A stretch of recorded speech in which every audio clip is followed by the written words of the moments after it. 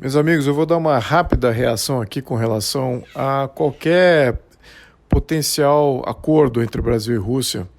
Como é que eu vejo? É positivo? A resposta rápida, sim, eu vejo como positivo. Por quê?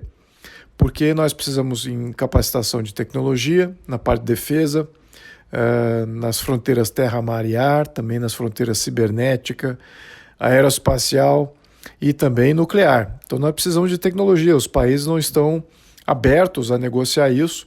Se os russos se abrirem a fazerem parcerias nesses frontes, extremamente positivo para o Brasil. Estamos deficientes, com pouco orçamento, com muita resistência interna política. Então, eu acho que seria com relação ao orçamento para isso, né, alocação de orçamento. Então, qualquer parceria da Rússia que venha nesse sentido de defesa e capacitação tecnológica do Brasil, muito bom. Também capacitação tática. Vamos lembrar que a gente está falando com o mestre de jogar xadrez geopolítico do mundo, né? A Rússia, ela não tem interesses econômicos mundiais, ela não tem interesses políticos mundiais. Eu vou pontuar isso para vocês entenderem a distinção. Mas o que ela tem interesse? Tem interesse tático. Por quê? Politicamente, qual é o interesse da Rússia? Ela está se sustentando politicamente interno, né? Você tem o governo tem que ser sustentável, tem que garantir a sua própria soberania, que é difícil, é o maior país do mundo. No entanto, sua economia ela se sustenta, ele tem recursos naturais ali para garantir não só a questão de segurança alimentícia, mas também a segurança em outros ativos, minerais e uma série de outros componentes. É um país riquíssimo e vastíssimo nesses dois planos, então ela não sofre riscos alimentícios ou na questão de recursos naturais. A única deficiência que você pode argumentar talvez seja na questão de produtos manufaturados e bens de consumo em geral para a população, que vamos aqui deixar bem claro que não são necessidades fundamentais. Mas independente disso, eu acho que o russo ele joga com um desinteresse muito interessante no mundo. É o único país que joga um jogo mais isento. Ao mesmo tempo, ele consegue jogar dos dois planos. Ao mesmo tempo que ele consegue fazer subversão marxista, em alguns países, ele pode até fomentar até amizades e parcerias com líderes de direita. Exatamente porque ele não tem esse viés ideológico que tinha antes com a União Soviética, que aprendeu demasiado com relação a fazer guerras de libertação nacional. Então agora ele sabe muito bem aplicar isso, só que de uma maneira diferenciada. Então o Brasil se beneficia de uma parceria com a Rússia exatamente nesses quesitos. Por que isso é importante para o Brasil? Porque o Brasil não é um país soberano. O Brasil, se a gente for botar num contexto, nós sofremos a influência de todos esses grupos internacionais. Nós temos inimigos regionais? Claro que não.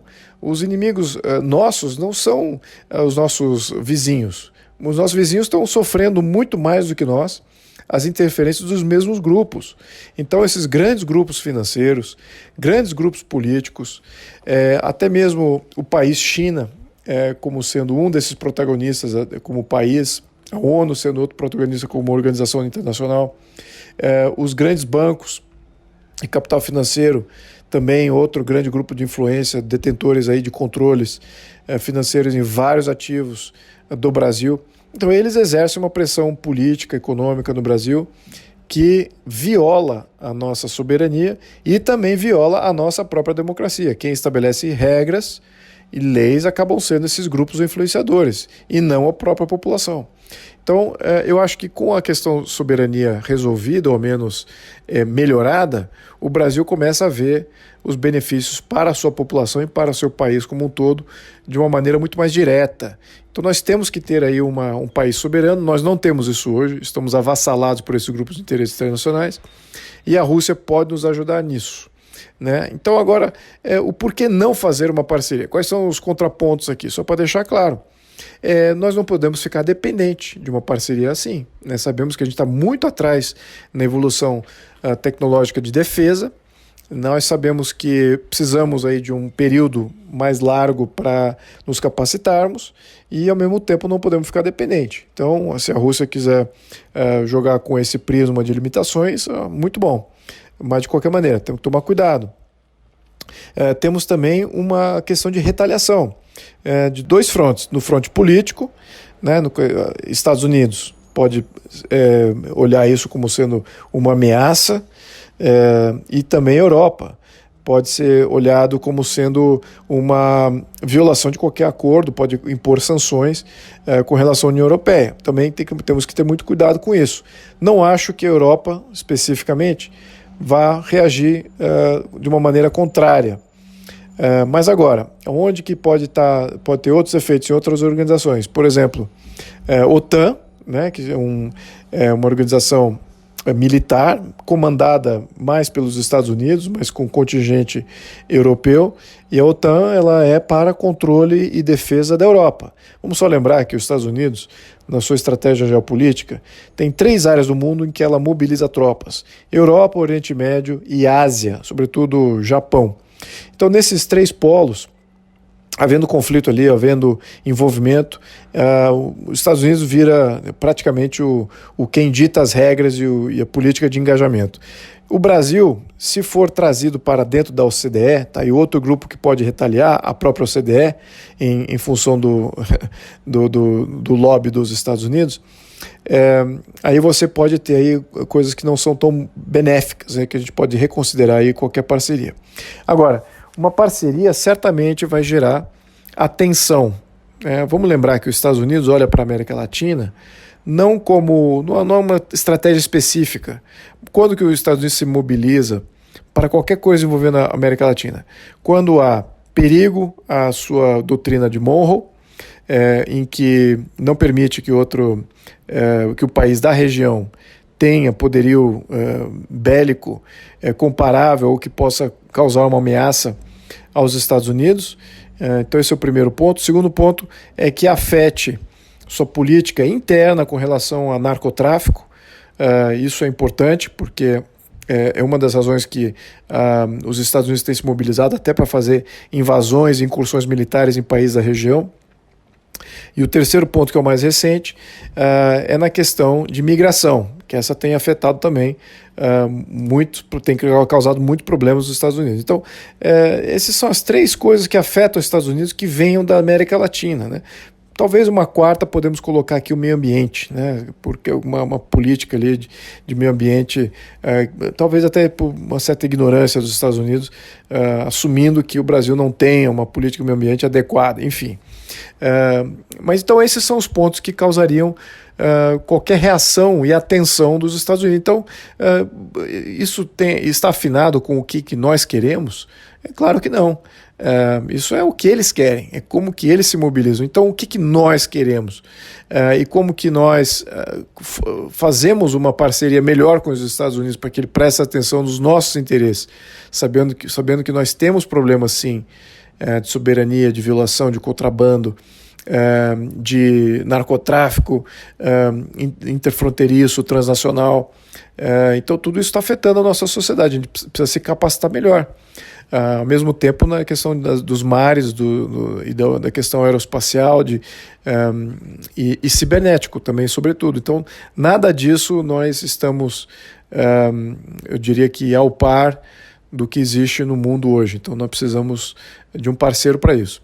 Agora, tem um ponto que é talvez o ponto principal aqui. Por que é bom ter uma parceria com a Rússia? Porque a Rússia ela tem poder de veto no Conselho Nacional, no Conselho da ONU, não é no Conselho Nacional, desculpa, é no Conselho da ONU, no Conselho de Segurança da ONU. Ela tem um assento permanente, é um dos 5 países que tem assento permanente. Lembrando, Estados Unidos, Rússia, China, França e Inglaterra, nenhum desses países na história tem sido amigo do Brasil do ponto de vista de nos ajudar nas nossas próprias estratégias. Então, hoje em dia, com as mudanças que têm acontecido na política internacional, nos ciclos eleitorais que têm elegido governos até com ideologias, muitas vezes radicalmente contrárias à questão de soberania, ideologias globalistas, né, que são contra as nações-estado, hoje é o caso dos Estados Unidos, também é o caso da França, que são 2 parceiros ali. É o caso da China. A China ela é um agente globalista, sim, age para acabar com essas, ao menos fomentar o globalismo para os outros, mas não ela. E vamos dizer que a Inglaterra é um país neutro com relação a esse tema, no entanto eu vejo ali a liderança muito fraca, muito provável que sucumbam a também essas questões, essa agenda globalista. O único país que está livre nesse Conselho de Segurança Permanente, né, dos 5 assentos, é a Rússia. Então a Rússia pode vetar criminalização dos brasileiros, criminalização de grupos dentro do Brasil, criminalização de políticos no Brasil, por qualquer questão que seja. Podem, de repente, esse grupo se junta e queiram falar que o brasileiro, o grupo de brasileiros, políticos ou representantes do Brasil são terroristas ambientais. Podem criminalizar todos eles, mandar prender. Isso estou falando do Conselho de Segurança, né? Bloquear bens, etc. Então, nós temos aí um órgão internacional que já tem um poder demasiado de interferência dentro do nosso próprio país e que afeta diretamente os nossos cidadãos. Nós precisamos de algum protetor e nós ainda não estamos capacitados para nos defender. É isso que a gente precisa, tempo e um parceiro para que a gente ganhe tempo, tecnologia para nos capacitar. É por isso, senhores e senhoras, que eu sou favorável a uma parceria com a Rússia, mesmo considerando o que está acontecendo lá, ela com a Ucrânia e tal, como eu já pontuei ali no primeiro podcast. A questão é, por que a Rússia gostaria de fazer uma parceria com o Brasil? E eu respondo rapidamente: poder de barganha no tabuleiro internacional. É isso que acontece. A Rússia é muito sagaz em posicionar as suas peças, fazer os seus movimentos, suas parcerias estratégicas em áreas estratégicas do mundo. Para quê? Para obter um ganho ou um poder de barganha em uma outra área do mundo que não tem nada a ver, talvez, com essa área que eles acabaram de firmar um acordo. No entanto, que aquilo cria uma situação em que vai exigir uma resposta, ou que vai fomentar uma discussão para a resolução, talvez, de um problema que eles tenham na região que mais lhes interessa. Então, por isso que eu digo, é um parceiro desinteressado, efetivamente, no controle, no comando, na influência do Brasil. É por isso que é interessante a gente amadurecer essa conversa. A Rússia, acho que mudou, o discurso mudou certamente. Agora é ver até que ponto isso é verdadeiro, é profundo e é sustentável. De qualquer maneira, posso entrar em mais detalhes nos comentários aqui, fiquem à vontade de fazer as questões, quem sabe isso mereça talvez mais uma interferência aqui minha. Muito obrigado, amigos.